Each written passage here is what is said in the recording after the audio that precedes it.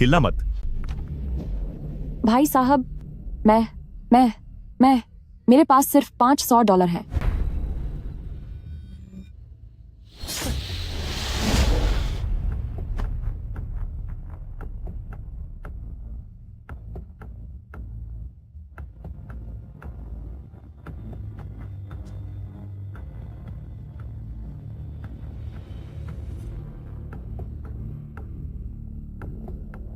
इतनी रात को यह लड़की यहाँ अपनी शामत बुलाने आई है।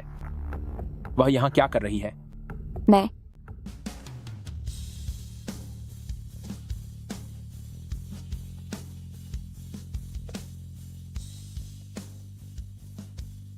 आगे का काम मैं संभाल लूंगा, तुम अब वापस जाओ। ठीक है, वो बंदा तुम्हारे हवाले।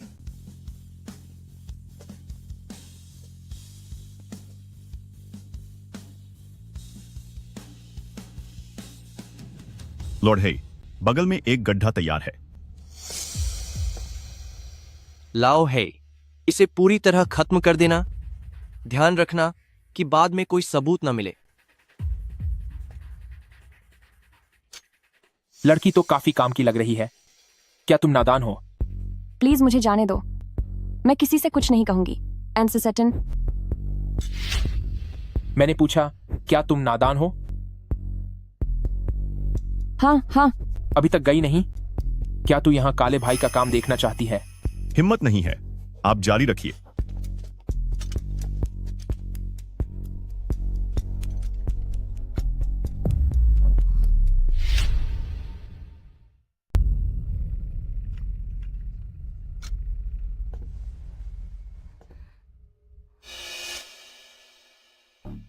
पहले यहां से निकलो, चिल्लाओ। मुझे छोड़ो, मुझे नीचे उतारो।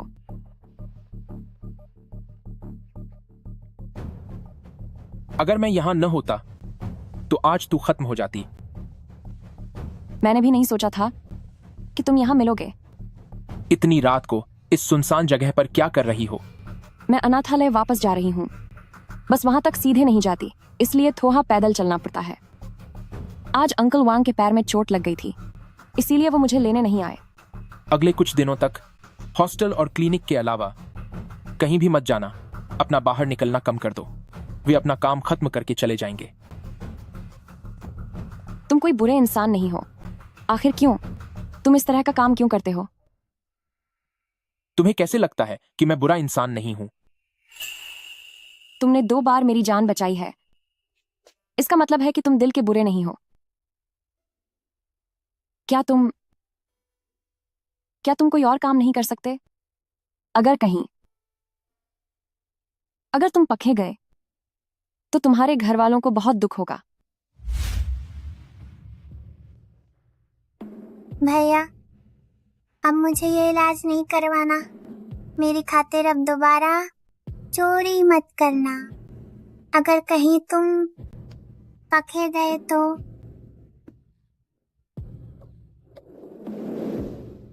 इस दुनिया में करने के लिए बहुत से काम हैं। दुनिया में बहुत सारे रास्ते हैं और हर काम में सफलता मिल सकती है, बस वो रास्ता सही होना चाहिए। तुम्हें इसकी बिल्कुल भी। अगर तुम धक्का दोगी तो जख्म फिर से खुल जाएगा। तुम तो पहले मुझे छोड़ो। और अगर मैं न छोड़ूं तो? वैसे भी मुझे पता है कि तुम कोई बुरे इंसान नहीं हो। मैं बुरा इंसान नहीं हूं। क्या कोई शरीफ इंसान तुम्हारी इस तरह करीब आएगा और तुम्हारी मर्जी के बिना तुम्हें यह किस करने जैसा एहसास था?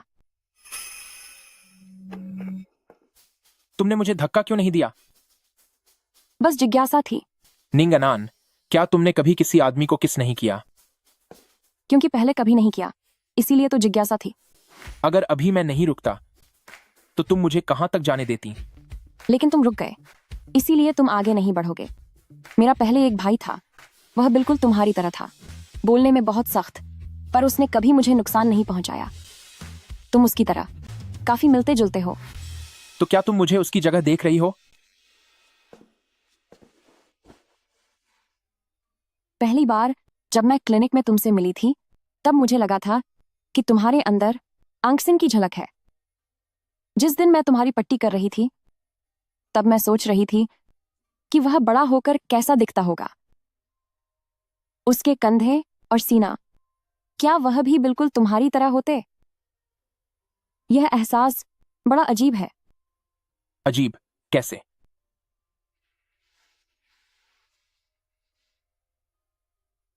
शायद मैं तुम्हें पसंद करती हूं। मेरा तुम्हारे करीब आने का मन करता है, मगर मुझे बहुत पछतावा भी होता है। लेकिन क्यों? मैं तुम्हारे अंदर उसकी झलक क्यों ढूंढ रही हूं? लेकिन उस वक्त जब तुमने कहा था कि मेरे होंठ किस करने के लिए बहुत प्यारे लग रहे हैं, उस पल मैंने सच में सोचा था कि तुम्हें किस करना कैसा लगेगा। लेकिन यह बिल्कुल अलग है। यह औरत अपने दिमाग में क्या क्या सोचती रहती है।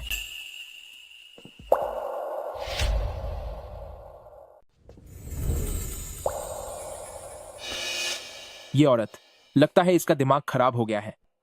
आश्रम वाली माँ कहती थी कि कुछ लोगों के करीब आते ही उनसे लगाव होने लगता है। मुझे लगता है कि तुम वही मेरा लगाव हो। क्या तुम मेरे जैसे अनिश्चित भविष्य वाले इंसान को पसंद करती हो, यह जानते हुए भी कि इसका कोई भविष्य नहीं है?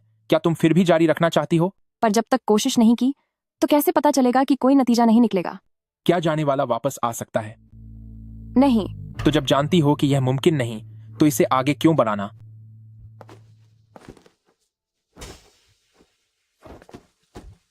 रास्ता दिखाओ।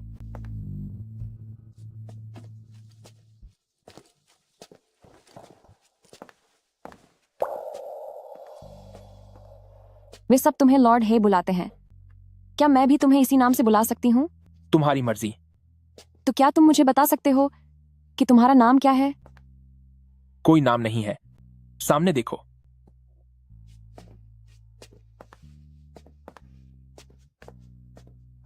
फैन वुजियो। फैन वुजियो। सामने देखो। ठीक है, फैन वुजियो। फैन वुजियो, फैन वुजियो, फैन वुजियो, फैन वुजियो।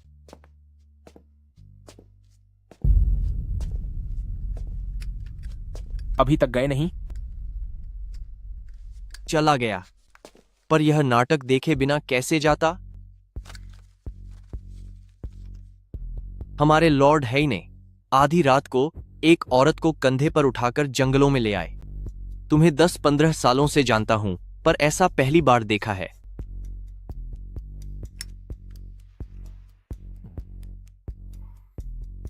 ओल्ड बाय, किसी को पसंद करना कैसा महसूस होता है? किसी को चाहना और किसी का हो जाना। तुम किस एहसास के बारे में पूछ रहे हो? मुझे बस इतना पता है कि जिस आदमी को आंट छिंग सालों से पसंद करती थी, तुमने उसे खत्म नहीं किया, बल्कि उसे जिंदा छोड़ दिया। वो तो मैंने अपना काम पूरा किया। फैन वुजियो, मैं नहीं चाहता कि मुझे उसे खत्म करने का हुक्म मिले। हर मुश्किल में साथ देने वाला भाई होने के नाते एक मशविरा दे रहा हूं। अगर तुम सच में उसे पसंद करते हो तो उसे छुपा कर रखो। छुपाने की जरूरत नहीं है। मैं खुद को कमजोर नहीं होने दूंगा।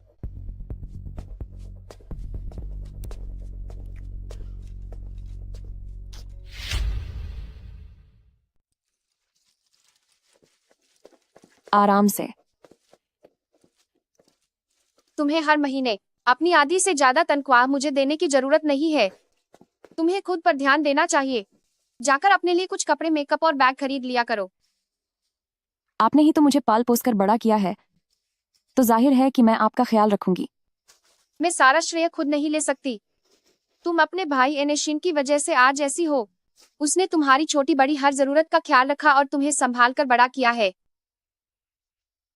इनसिन, कितना समझदार बच्चा है वह। दादी अम्मा, हमने उनसे वादा किया था कि हम हमेशा खुश रहेंगे। हाँ, हमने उनसे वादा किया था कि हम खुश रहेंगे।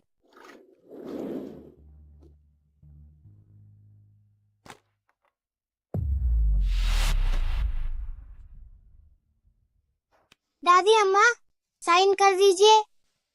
डॉक्टरों ने कह दिया है कि मैं बस कुछ ही दिनों की मेहमान हूँ।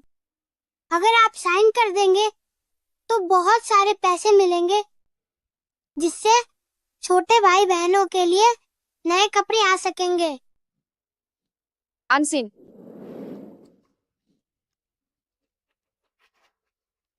दादी, अम्मा, मैं हाल ही में किसी से मिली जो बिल्कुल मेरे भाई एनशिन जैसा है। सच में? अनसिन जैसे आइडियल इंसान को ढूंढ पाना आसान काम नहीं है। उसका दिल बहुत नरम है, पर उसकी जुबान पत्थर की तरह सख्त। वह हमेशा ऐसा चेहरा बनाता है जैसे उसे किसी की परवाह नहीं, मगर असलियत में उसके मन में अपनों के प्यार की सबसे ज्यादा चाहत है। सही कहा, ऊपर से बहुत कड़क बनता है, पर हकीकत में काफी अजब और नकचढ़ा भी है। याद रखना, इस दुनिया में अच्छे लोग बहुत कम हैं और ये आदमी इनमें से कोई भी शरीफ नहीं होता। अभी यहाँ से चलो। चिल्लाओ। तुम वो नहीं हो, छोड़ो मुझे। आखिर वह इंसान किस तरह का है? बार बार जब भी मुझे मदद की जरूरत होती है, वह न जाने कहां से सामने आ जाता है।